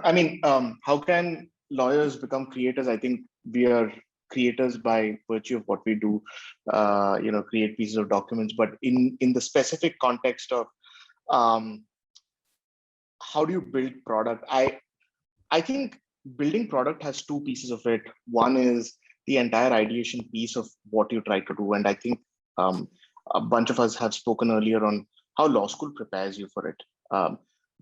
Do you have to also have the technology background to build that out? Maybe for your MVP, but it's not going to last you as long. It is your core skill set, what you've learned within law school, that's probably going to take you the distance. And this has been my experience. I do code a little bit, but I can't code to build an entire product end to end. But I know what I've learned as a lawyer to be able to assist engineers to build better products and build more focused and purpose-built products than with my limited experience as a lawyer. But again, going back, how much coding do you need to know? You really need to know as much technology that really helps you do your work faster. And that could mean simple script writing. It could mean detailed, algorithm training, whatever that may be. Just to add to what Shashank said, a lot of this will also depend on our ability or your ability or the market's ability to give you a view on what the gap analysis is. Where is a product required? Where is a solution required? How can you, and perhaps that comes from certain exposures, be it experience, etc. But that's what the question will be. And for example, I think I brought up Ross when I first spoke. One of the world's largest law firm is using AI to do hardcore legal work. Perhaps it may pan out, perhaps it may not, but there are learnings coming out of that. I think that's the space where you would step in, be it with minimal coding knowledge or maximizing your legal skills. But that's where I think the gap lies, or the space for entry lies. Thanks, Vinita. We have another question from an anonymous person. Compared to Western nations, is the Indian legal market less conducive for such startups? If yes, how can we be brought at par? I know, Sachin, you've spent time in the US. You also have, you tend to take the ecosystem, the wider view, the big picture. What do you have to say? Yeah, the sort of the enterprise, or let's just say the law firm market, of course, is quite small. Somehow we keep thinking it's much bigger than it is. Enterprise market, well, it is growing, especially if you start looking at kind of small business, medium-sized business. I think the way to look at the conducive question is that there are problems of scale that can be solved. There is the opportunity to build global organizations out of India, right? That's two ways to look at it. There are problems in India of worth solving, large enough. There's an opportunity to build global responses. And as regards conducive, yes, you can say that access to certain, like I mentioned earlier, access to certain kind of capital is hard. But funnily, where we miss out in terms of access to capital and lack of social cushion, that cushion, that protective cushion, right? Like if I try this and what will happen? Like, nobody is writing a check for me. What will happen? It somehow gets compensated for people being able to make certain choices in terms of bringing down their expenses, in terms of finding creative resourcing. So I find very often that whenever people say that it's really hard to start something in India, because it is true that there's less money and those and lack of cushion, I'm also finding on the other side that there is a certain environment that actually allows for it, which is what, as I mentioned, informality in terms of accessing resources, people's ability to just persist and exist at low levels of cash burn. So those kinds of things allow for a degree of experimentation and jugaad and perseverance that compensates sometimes for the more formal conducive support. So I think the jury is still out on whether one is more conducive than the other. The only thing I will say is don't determine the existence of an opportunity purely on the basis of your reading of the US market or the European market. That is a big mistake. Oh, they're talking about something there. What about that in India? Good data point, but that is not going to tell you, that's not going to give you the same information that you would get if you really engage here and empathize with users here and try to find out what the real needs are. Shashank, do you also have something to add? Yeah, I agree with Sachin, and I think that it's probably easier to build a startup in India as compared to anywhere else, especially with legal tech. You need a lot of skilled labor to build what you're building, and that means people who are qualified lawyers, who speak the language, who are able to do anything from train data sets on one side to create templates on the other side, both of which have nuance in them. Having said that, we should start looking at this. I started out as a legal tech entrepreneur, and down the line, I learned that I was actually a SaaS entrepreneur, and somebody who was a marketplace, was building a marketplace product. When you start understanding those pieces, you realize that the market is much larger. You're not just looking, it's not necessary that you look at a localized Indian market for what you're building. Yes, legal tech is the space that you're in, but your product is really a SaaS product, and that's how you're monetizing. And I come with a very biased capitalist view of how to bring about change, and my worldview is this is a SaaS market or a marketplace market for a legal tech vertical. Thanks, Shashank. Another question, possibly directed at you. Sometimes some of the contracts keep using wrong language for years, and changing them would create a risk of unforeseen circumstances. Is contract automation technology capable of addressing this? Yeah, one of the things that we are building and a lot of our competitors are also building is analyzing historical contracts to point out the good, bad, and ugly, and figuring out patterns and helping address those issues in a more automated manner. Yes, that is possible. That's something that's that we are working on, and I know a lot of other competitors are also working on. But again, it is way more difficult in the legal space because you don't know, are you representing the buyer or the seller, right? If I gave the same contract to 5 lawyers in here, they would all mark it up differently. So what really works for one may not work for the other. So those nuances are challenges that we need to overcome, both from a high level product viewpoint and deeper dive even from a technology viewpoint. It's not best suited for it, but yes, that is something that is being worked on, and some companies also offer it as a product. Bhavin, I don't know, do you have anything to say here on this? I'd just like to add on one point here. I think it's a fair question, and I've worked with the Watson engine in the past. This was about 5 years ago when it was reasonably new, and you could take it up to about an 80-85% confidence, etc. And given enough information, perhaps incrementally 2 or 3% above that. Clearly, that isn't enough. Recently, however, I did have a chance to experience human supervised AI and AI that was built using supervised learning.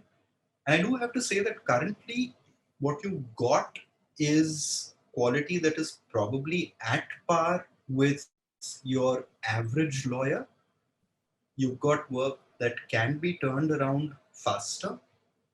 But yes, the pitfall you identified is very real.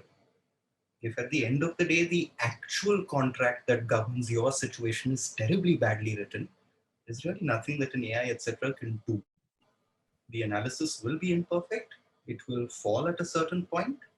And maybe, Shashank, this is one of the things that you and I have both felt at one point when you saw how much standardization exists, for example, in the world of finance.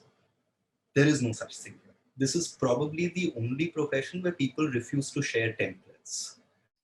And so therefore you can forget about standardization until we stop being greedy. So yes, bad drafting, there's no workaround to that. Just as a quick aside, I think even the self-driving car folks, there's been a fair few accidents and scandals around, the ability of the technology to be able to make sure it navigates the road safely. So on all fronts, technology does have its limitations. However, what we perhaps need to be aware of is, the extent of the limitations itself, right? Like where do you, the other term that I hear being used a lot, even in the SaaS industry, is AI plus human in the loop.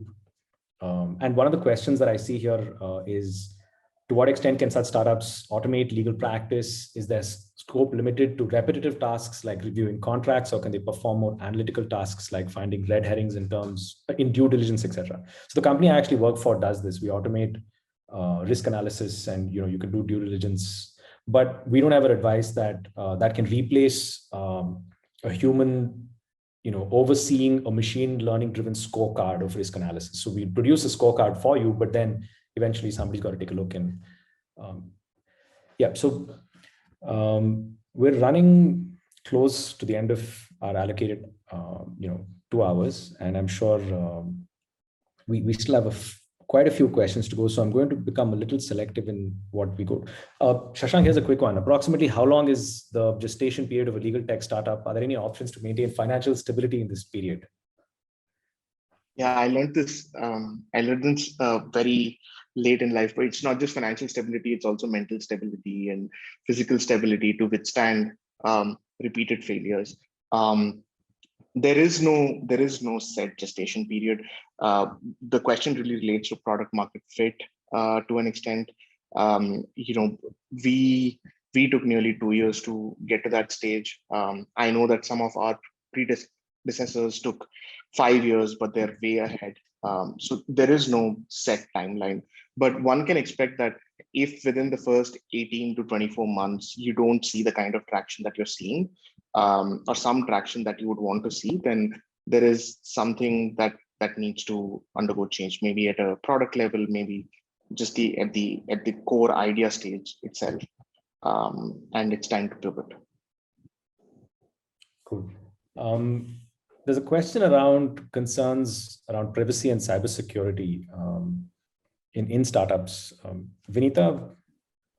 No, certainly, absolutely high level red flag concerns, very much so, and become more so because when startups are growing, the pace is unforgiving. So there is no time or funds or perhaps even the awareness of what guardrails should be put in place. But we are getting to a point where, let's say we're serving foreign countries, we have cross-border data, we have foreign clients, in fact, even have foreign investors. So the desire or the requirement for us to be on top of the game on data protection, privacy, and have guardrails or protections against hacks is certainly one of the high priority items across startup world. So if you want to be a privacy professional, go yay. We have a question on account of everything being virtual.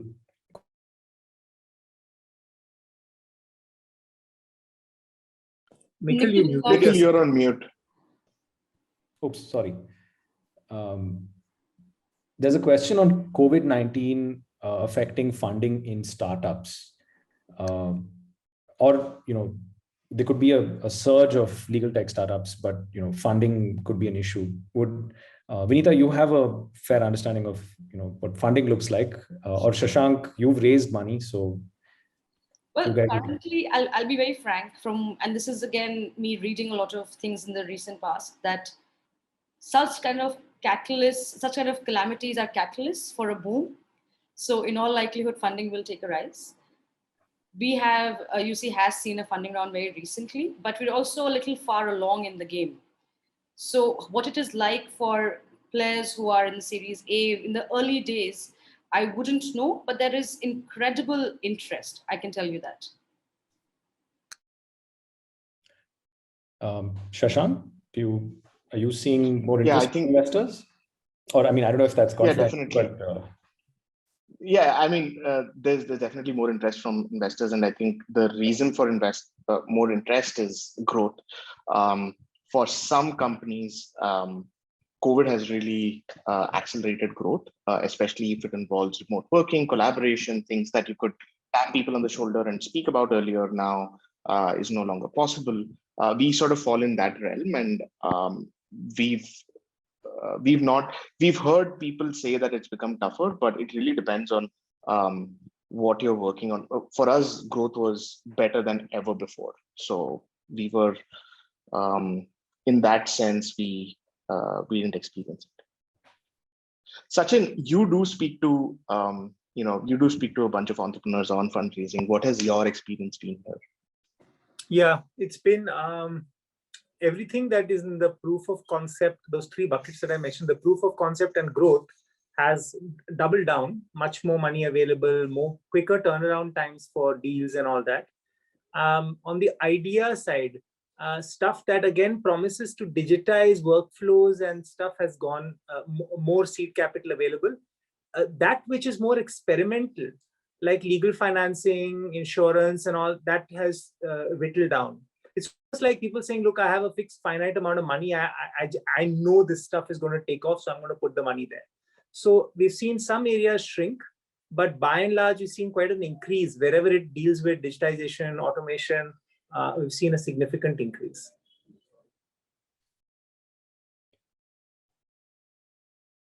There's a question from Anshuman, and what is the future and legality if we can deliver e-rental agreements through digital signature? That Shashank, do you or Vinita? I'll answer. It's currently prohibited. Real estate agreements are expressly carved out of e-signatures and that execution. Various layers of reasons for that. One, it is very prone to fraud and therefore in-person attendance of both parties. Two, there are multiple channels of revenue for the state. So that's going to be tricky to undo. May I add just one thing on to that? Yeah, please, Van. Certainly accurate, certainly very true. There are, however, different types of parting of rights when it comes to property transactions. A sale is certainly prohibited. In the state of Maharashtra, where I live, I have had the great benefit of using a service that does exactly this for leave-in licenses. So at that low level of transaction, there is permissibility for online registration, etc., all of that. But certainly true, any transfer of substantial rights when it comes to property, no, because then how will the government make its money? Okay, I think we still have a lot of questions up here, but we've come to the end of a 2-hour session. So before we actually, close, I think it'd be nice to hear quick closing comments from each of the panelists. So Sachin, I mean, we'll go in the same order that we began. Sachin, would you like to go first? Yeah, this is a largely a student audience. So, just keeping that in mind, I think what I would leave you all to think about is that, just engage more deeply, in the sense that even if it's not enough to just do more. You can't just do a course on law and technology, right? In the sense that you could do that too, but the more you do stuff hands-on, whether it's like Bhavin said, learning coding, or it's actually diving in and seeing how a particular system is being developed or data sets are being developed, the more you really come into contact with something, even if that means starting something, may work, may not work, that's totally fine. So the more, I would say, go beyond that whole armchair thesis. Oh, I understand this now. Oh, I understand this also now. And get into the making part of it. And not necessarily that's going to be your end pathway in life, but we never know that anyway. So I would say that just start engaging much earlier, right in college itself. And that's going to be, I think, really beneficial. Thanks, Sachin. Some wise words there. Shashank? Yeah, I sort of echo words that Sachin said, which is,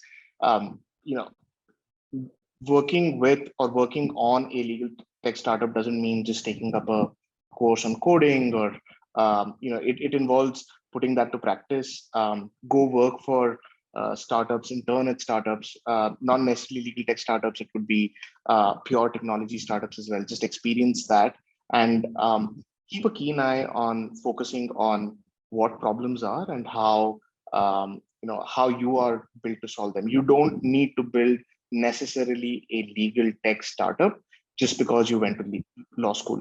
There are a bunch of other skills that you get at law school. You can build any startup, but if you're in that space, go experience it, build something on your own, and that will take you a long way. Hey, Shashank, if you could also quickly add, what do you think are the key ingredients to be a founder? Is it for everybody? So I can't say whether, lawyers in their own right are going to be founders if they get into their own practice. It involves some amount of founding, but I think resilience is one thing that I have learned the hard way is very, very important. We tend to see a lot more success in life outside of entrepreneurship, and things change drastically when you enter entrepreneurship. You get said no by clients, by investors, by potential employees. Even family thinks that it's a bad idea. And Sachin mentioned how they thought that it was a bad idea to become a tutor after going to law school. So it's just resilience and being really passionate about what you want to do. Again, there's a gambler's fallacy of don't double down on anything just because you believe in it too much. There is a point where you have to stop. But I think I've learned the hard way. It's resilience.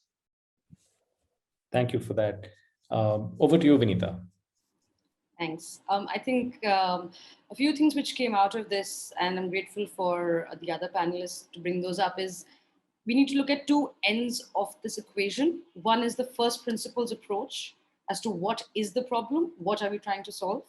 And the other end is not letting yourself get bogged down by the text and being more aware.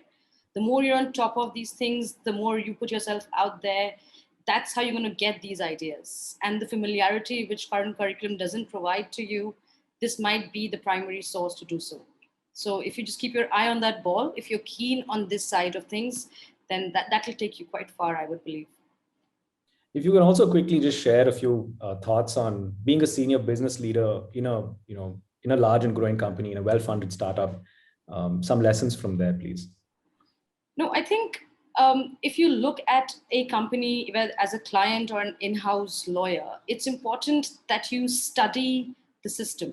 If you're working for a tech startup or involved in a tech startup, there are touch points in the business which you will not realize are legal touch points. So for you to understand the business is fundamental to you doing your job. If I would not know that we are doing direct marketing through referrals, how would I even ask the questions of, can we do direct marketing? Where are you getting these referrals from? What kind of message are you sending across? So until you steep yourself in the business or in your client's needs, somewhere the advisory might fall short. And there'll be someone, given how proliferating the Indian legal market is, who'll be very ready to jump in and do that extra bit. So be careful to not be very siloed and I know my law, because if you don't know the business, if you don't know the tech, you'll probably not have the right answers. Thank you for that. And Bhavin, you have the last word. Yay. Given that I'm pretty much the poster boy for what a law graduate should not do with their life, I'm going to dispense free advice anyway. Look, I think one thing that pretty much all of us can agree upon is that, stop thinking you're a lawyer or you're a coder or you're a CEO or you're a journalist, etc. All of that. I mean, these labels are stuff that it's up to you to stick to your forehead or not. Sure, you went through 5 years of law school or you studied engineering or this or that or whatever else it is. I'd urge you to focus instead on what you're curious about and what you think will keep you engaged and productive. Whether it's looking at legal theory or technology or building startups that make a difference in the world today, any of these things is completely open to you. And just because somebody gave you a degree wearing a funny gown and a hat doesn't mean that's all you have to do for the rest of your life. There are advantages at both ends. If you dive into the world of legal technology and business, you can make a difference to people's life today. If you're willing to take a more theoretical approach to things, you're not just looking at what's coming around the corner. You've gone past that and you're looking at where the next corner is before anybody gets there. Massive world, lots of stuff to work about. Stop thinking that you're a lawyer or just because you have a degree in one field, that's all you have to do for the rest of your life. Thanks. Fantastic. That's a really lovely summation, I think, of the spirit of the panel that has sort of come together today. This sort of interdisciplinary set of professionals sharing their own personal journeys as well as giving some advice on perhaps what you should and shouldn't do. I think we've just run 5 minutes past the clock, and I just like to say thank you to each of the panelists for taking the time and sharing their insights so candidly and all your experiences. And also thank you to the National Law School for inviting us and for providing us the opportunity to share our insights. And thank you to Harshit and Kabir over here. And I hand it back to you guys. Yes, just a small vote of thanks, if that's okay. Please. So we seem to have arrived at the consilience of the brilliant discussion for today, but with a strong sense that there remains scope for a lot more of this discourse. And we shall definitely look towards possibilities of taking it up again at a later date. For now, I would like to take this moment to extend gratitude to everyone behind the successful completion of today's session.